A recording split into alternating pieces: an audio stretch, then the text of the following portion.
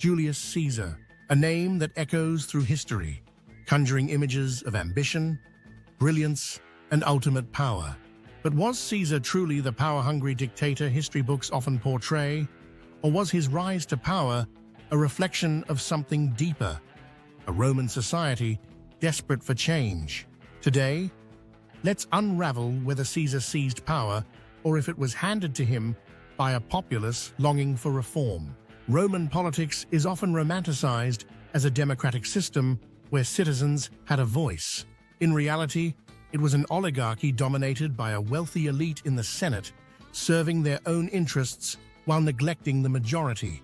The plebeians, common citizens, were largely excluded from meaningful influence, left to bear the weight of policies that favored the aristocracy. Enter Julius Caesar, a general whose military triumphs and bold reforms captured the hearts of the masses. Land redistribution, debt relief, and other policies aimed directly at the struggles of ordinary Romans made Caesar immensely popular. To the Senate, he wasn't just a man of ambition, he was a threat to their power. A leader with widespread public support posed a danger far greater than any army. Caesar's connection with the people wasn't coincidental. His military conquests, especially in the Gallic Wars, cemented his status as a hero. Veterans admired him for securing land and recognition, while his reforms addressed the pressing concerns of the working class. Caesar symbolized strength and the promise of real change in a society crippled by corruption and stagnation. The tipping point came in 49 BCE when Caesar crossed the Rubicon River, an act that would change Rome forever.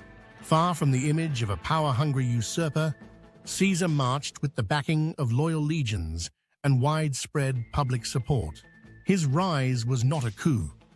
It was a response to a republic failing its people. Unlike Vitellius, a general who seized power purely by force during the chaos of 69 CE, Caesar had the will of the people behind him.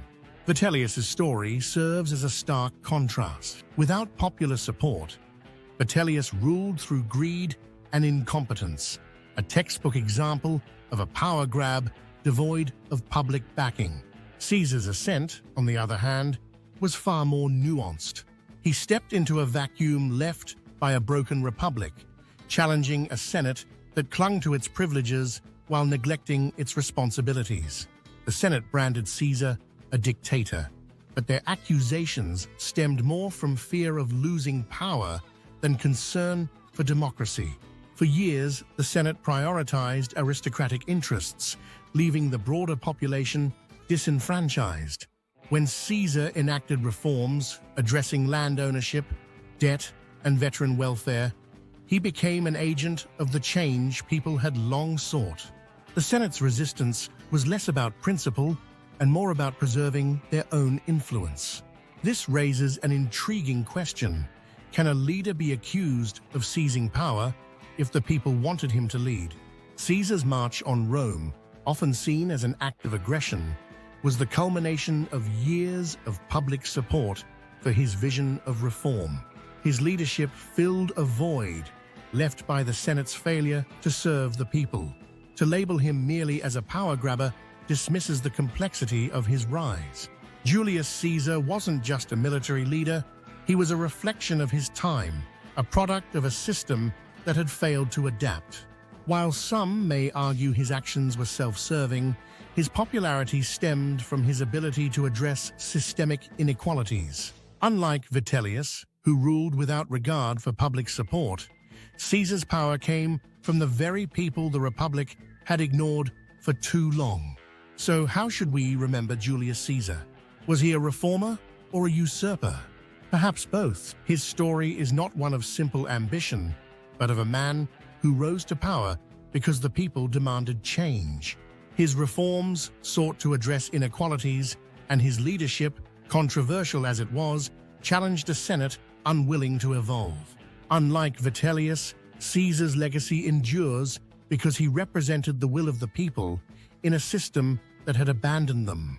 His rise wasn't a reckless grab for power, but an inevitable response to a broken republic. If you enjoyed this journey into Roman history and its lessons for today, don't forget to like, subscribe, and stay tuned for more fascinating explorations of the past that continue to shape our world.